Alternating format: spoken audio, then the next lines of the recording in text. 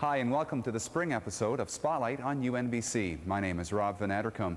Coming up on the show this month, we'll get a story on the impact of technology in the classroom. We'll catch up with the UNBC Nordic ski team, get the scoop on an international conference focusing on Aboriginal student retention, and we'll get the real story on the economic impact of the National Women's Curling Championship that was held recently in Prince George. But coming up next, the opening of a new research facility at UNBC. All that and more is coming up on this episode of Spotlight on UNBC for April and May of the year 2000.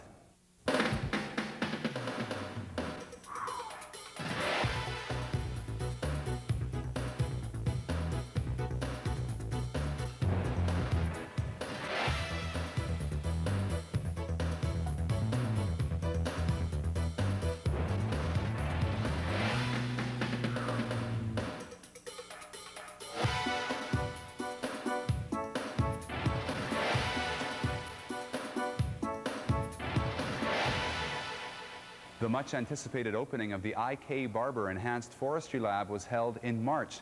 Now, as you'll see in this story, the $1.6 million facility is state-of-the-art and is already housing research that will have a significant impact on forest management in northern BC.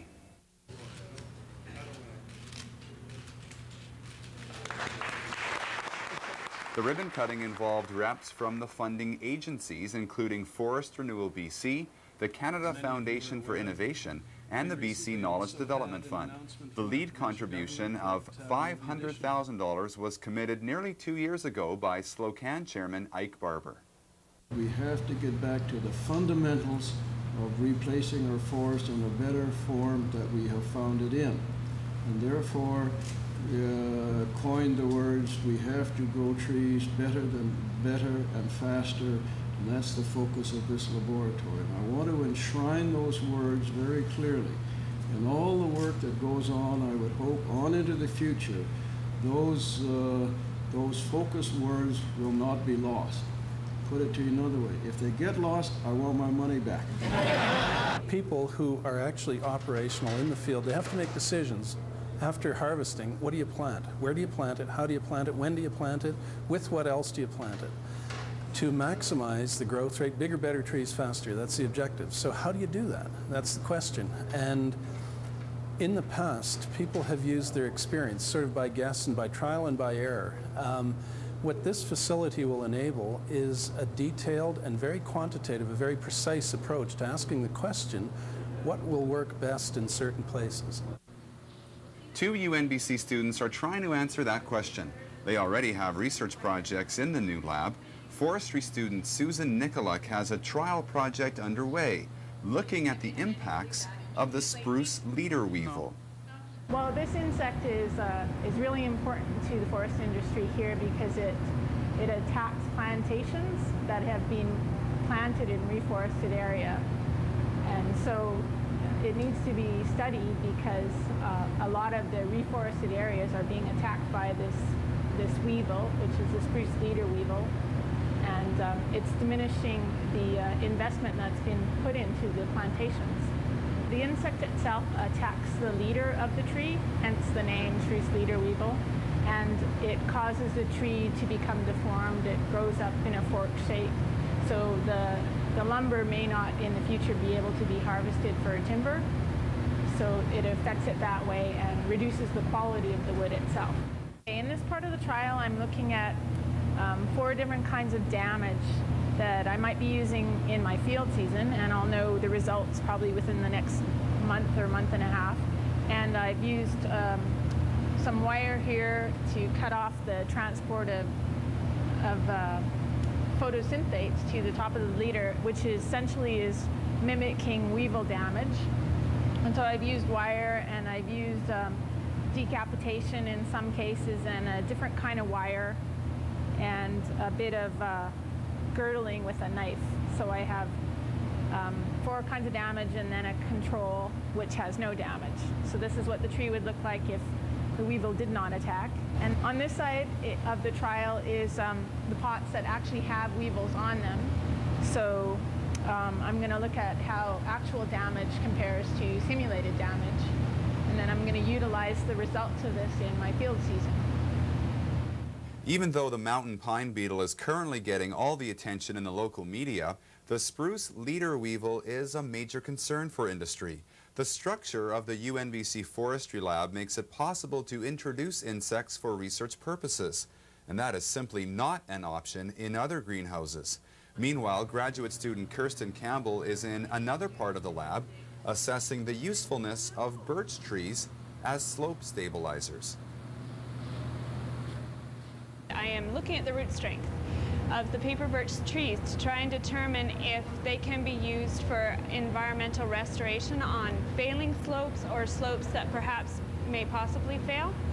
I was fortunate to be able to move in here so early because they, as you can see, have leafed out already, and we have lots of snow outside, so they're going to get an extra month or two in growing time. They'll grow throughout the summer, and then I will be doing my sampling probably late September, early October in the header house. And to do that, they're growing in these long tubes here, so I get full advantage of their root growth because paper birch trees grow quite quickly. And so in September, I'll be pulling these tubes apart and looking at the root strength of the paper birch roots. And I'll be comparing it. You see I have pine in the front. I'll be comparing it to pine trees and seeing if perhaps there's a difference between the pine and the birch. And now they're the same age, but the birch are much larger trees. Despite appearances, this is not a typical greenhouse. The heart of this forestry lab is all high-tech. This is the EFL control system where I can control and monitor what's going on in the greenhouse. This part here is just a diagram of the enhanced forestry lab. This shows I can control my lights, and then various things are going on in other rooms. I can click on this, and I can monitor the temperatures in each of the pods and the humidities in each of the pods. And just, I can visually look and see if they're where they should be. And then we'll go to an individual pod. And in the pod, I can monitor the outside air dampers, the unit heaters, my humidification cooling system, shade curtains, vents, exhaust fans, and my heating system all from one screen for the whole pod. Not only can I monitor things, I can change them from right here, and I can maintain a record of what the temperatures or the humidity was for researchers when they need to know that information. So as a researcher, you could come here, and if you had an experiment that was a few months in duration, and you could learn what the temperature was, humidity was, and all that, and during the whole course of the experiment. We can log that on, you know, if you want it every 5 minutes, every 15 minutes, and once an hour, once a day, we can log all that and keep it in records of that, and then we can just print it out for the researchers, yeah. We'll update research at the I.K. Barber Enhanced Forestry Lab on future episodes of Spotlight on UNBC.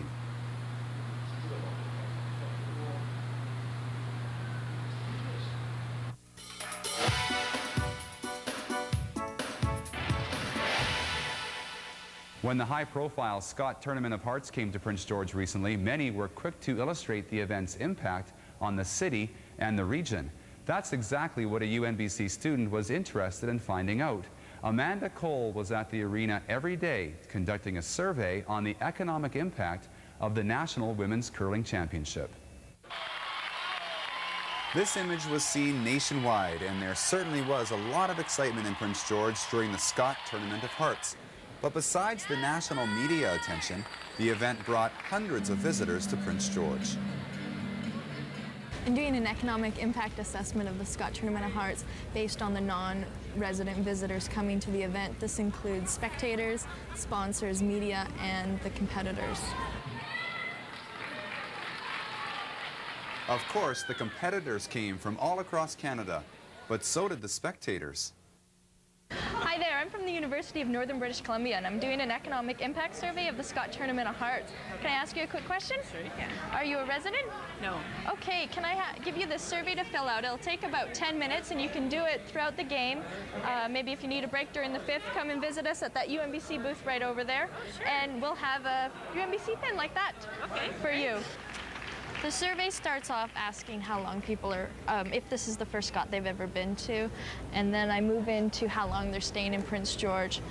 And then I'm asking them what activities they're taking part in besides the Scott. Other things I'm asking is where they're staying while they're here and what sort of group they're traveling with and how large that group they're traveling with is. And then I'm looking specifically at how much they're spending on admission, food and beverage, retail shopping, accommodations, and other expenses. And then lastly, I'm just getting a bit of an idea of who these people are, what age they are, sex, if they curl, and where they're from. Sport tourism is big business, and the information will be useful for communities who are planning to host major sporting events. Hundreds of surveys were completed, and the results will be on the next episode of Spotlight on UNBC.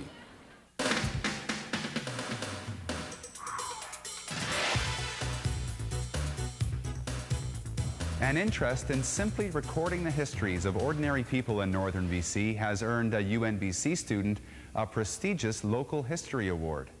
This year's recipient of the Jean Clark History Award is UNBC student Ernie Kaysmodel, who has been active in the region's oral history group.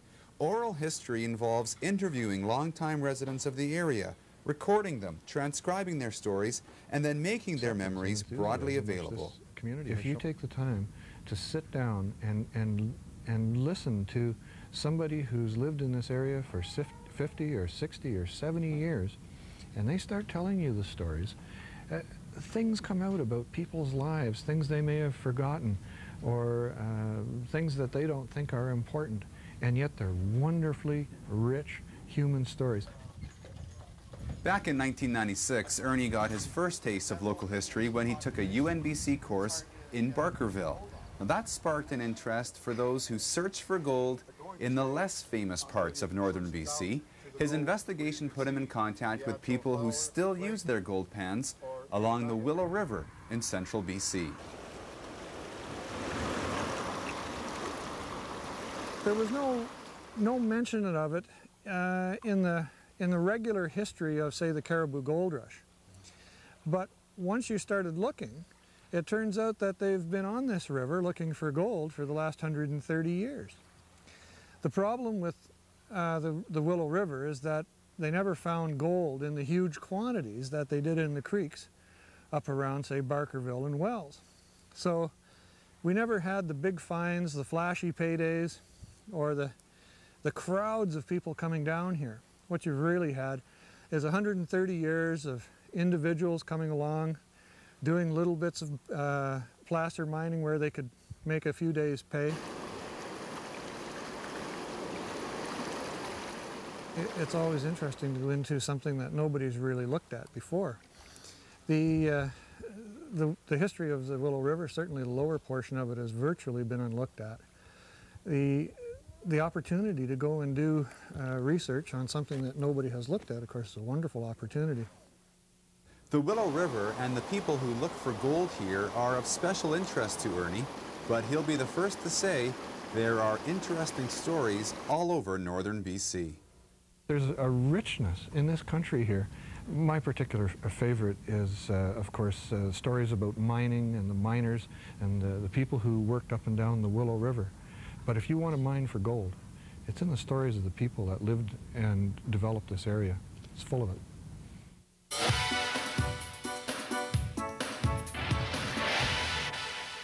More than 30 displays packed into the Agora in March for UNBC's annual career fair. Prospective employers included government agencies, forest companies, and financial institutions. Students have the opportunity to meet with representatives and match their education with their career interests. Oh, this is definitely useful for any student because it gives contacts, people that you can talk to. There's brochures.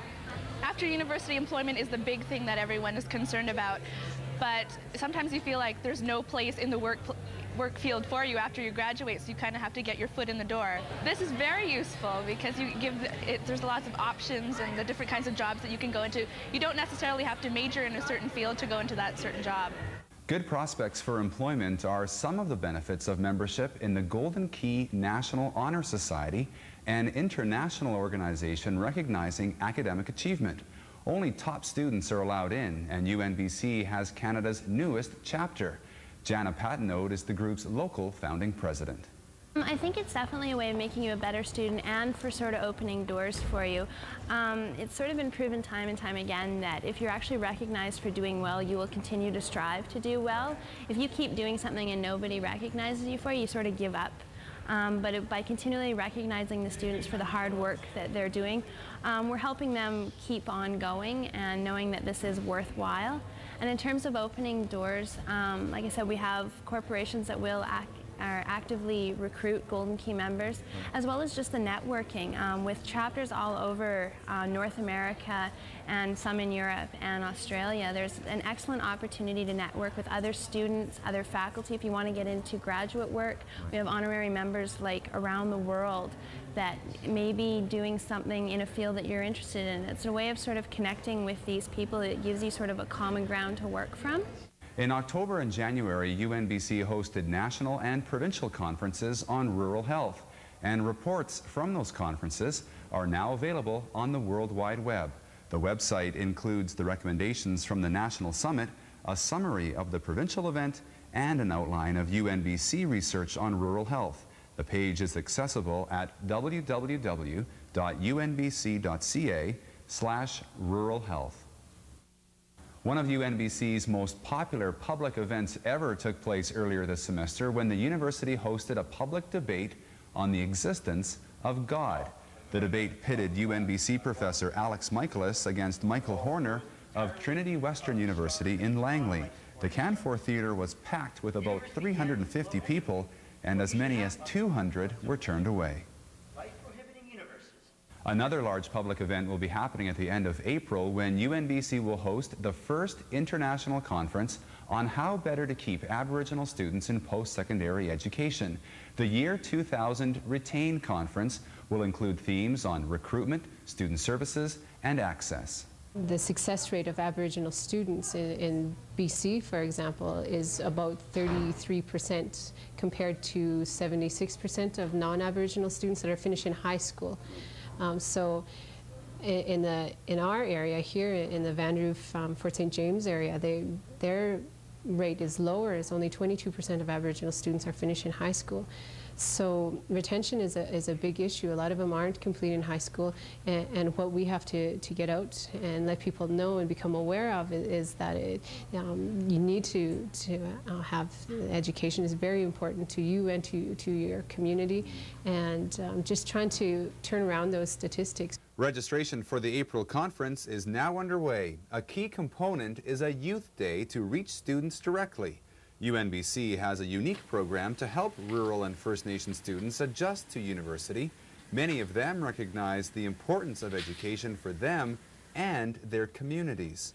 The goal of myself being an educator one day was really what got me through. And as far as education for First Nation students, I think it's important because it's going to be a growing and continuing issue in Canada for themselves in regards to land claims, for example, that they need themselves to be educated to better represent themselves as well as educate the non-Native population about their issues. Hopefully people who come here will walk away with some ideas, go away back to their institution or back to their community on how to help their students stay in school. The Retain 2000 Conference on Aboriginal Student Retention will be held April 27th to 30th. In March, the UNBC Economics program presented a discussion on the issue of environmental tax shifting. Basically, environmental tax shifting involves reducing taxes for activities that promote jobs and investment and increase taxes for activities that pollute or degrade the environment. Simon Fraser University Research Associate Amy Taylor was one of 3 authors commissioned by the BC Ministry of Finance to write a study on the topic. The key is that at the end of the day, the same amount of revenue is collected by government, but where that revenue is collected from is quite different. It's collected off things that have environmental costs associated with them. Well, there's a lot of skepticism out there that not all of the revenue from Right now, there's all kinds of environmental costs that are occurring, and we don't take those into account when we make a decision about a purchase or an investment in a technology as a firm, for example. So we're not taking any of those costs into account, and environmental taxes can be used to represent, or at least to incorporate some of those costs in the market. So now we'll make decisions about, particular technologies to buy or goods to purchase, we're taking not only financial but environmental costs into account at the same time. So people have an incentive to do the right thing. Since the end of March, the UNBC Library has been displaying an art exhibit commemorating the 50th anniversary of the arrival on Canadian soil of children who were orphaned by the Holocaust. Located in the UNBC Library, the exhibit includes photos, artifacts, and the stories of the orphans who settled in different communities across Canada. The exhibit will be displayed at UNBC until mid-May and is available for public viewing during normal library hours.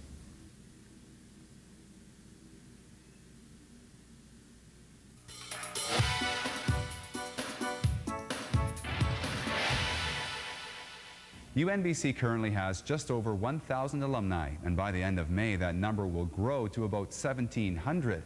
UNBC graduates are having an impact all over northern BC in forestry, banking, social services, and in elementary and high school classrooms. There's even a computer science graduate working at the Microsoft head office near Seattle. 5 UNBC alumni are helping to set up Prince George's first youth detox center to help teenagers who have critical substance abuse problems. I graduated in '96 from UNBC with a Bachelor of Science degree in nursing, and then went into public health nursing where I was for 4 years. And in that capacity I worked strictly with youth in the high schools. And I decided to go back for a master's degree, so I'm about halfway finished my master's in community health science at the university. And this opportunity came up to be a part of the new youth detox. The clients will stay in our rooms for up to 30 days, single rooms per co-ed facility, so we'll either have 3 men, 3 women, 3 youth. 13 to 18 years old is the age range that we'll be taking. And we can take referrals from anywhere in the province because we are a provincial resource. Our idea is to focus more on the northern half of the province, of course, because we have many of our own issues up in the north, as you know. For Dave Steindl, the northern focus of the nursing and community health programs is giving him the educational background to set up the new Youth Detox Center in Prince George. He's not alone. More than half of the center's 9 employees are either UNBC students or alumni. For example, there are graduates here from nursing, social work, and psychology. If you could go over it with Dave, because he was asking me about it, and you have the knowledge to explain it. Including myself, there's 5 of us that are graduates of UNBC, or just about graduates. I don't think that was, we put out the ad, we got resumes from everywhere, and lots of them, and we shortlisted, and we ended up, we hired the people that were best for the job. We didn't look at where their degree was from. It just happens that 5 of them, or 4 that we hired, are UNBC grads. It's just the way it worked out. They just happened to be the people we wanted. Yeah, I always wanted to work with you, and the degree was a criteria, of course, to work in this field and be a youth counselor.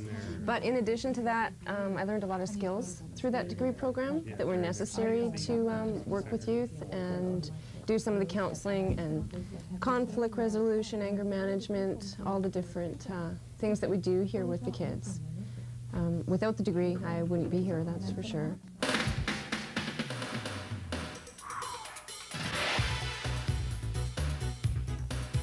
More than 100 cross-country skiers took part in the first ever Greenway Loppet, a 20-kilometer cross-country ski race that took participants from UNBC to the Otway Nordic Center.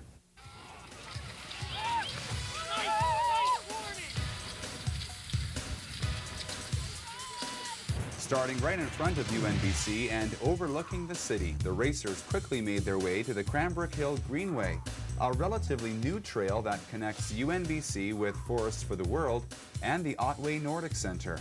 This was the first cross-country ski race between UNBC and Otway, and competitors of all ages and skill levels took part.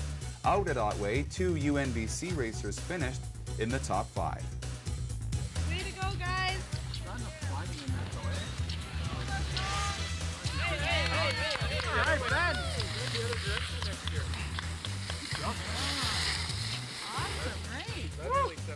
Well, I think it's great for the club just because of the fact that we get people coming up to the university at the start, and it's great having it there. It's a great venue to start off the race, and yeah, and even having the club like us out there in our uniforms participating in it really I think raises the awareness of the race. And I think what's key about it is it's a point-to-point race, and point-to-point races in the old days are really big.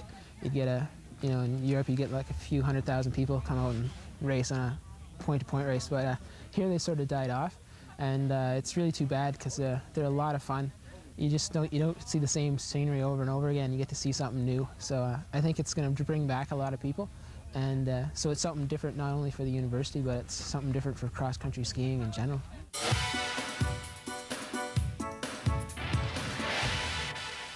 The University of the 21st century will be judged by its ability to use technology as an effective teaching and research tool. As you'll see, it's already happening at UNBC.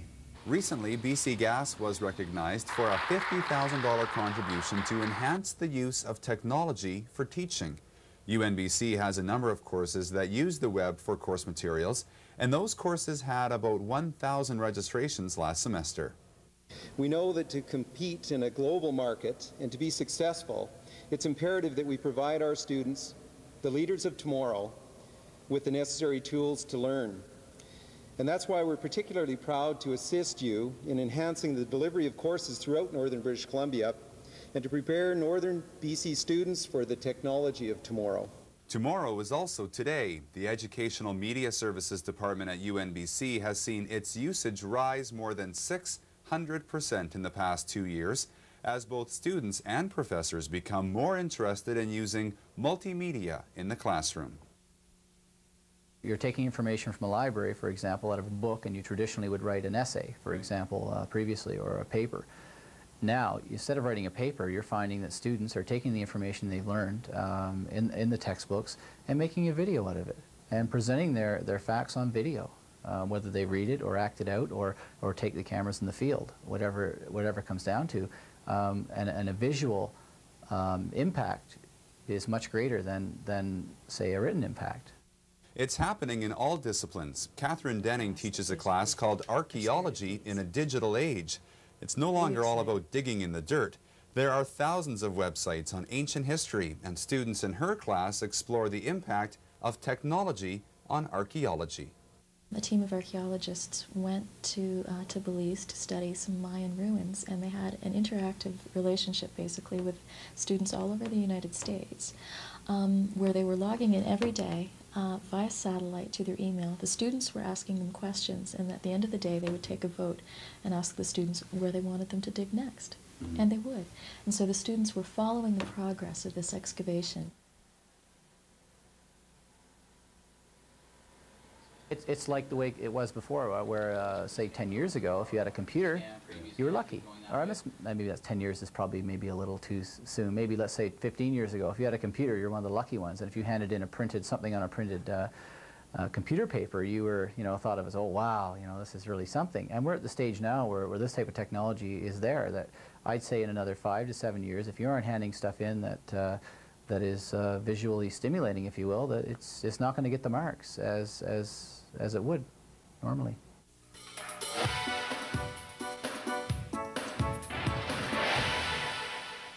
Thanks for watching this episode of Spotlight on UNBC. I'll see you again soon.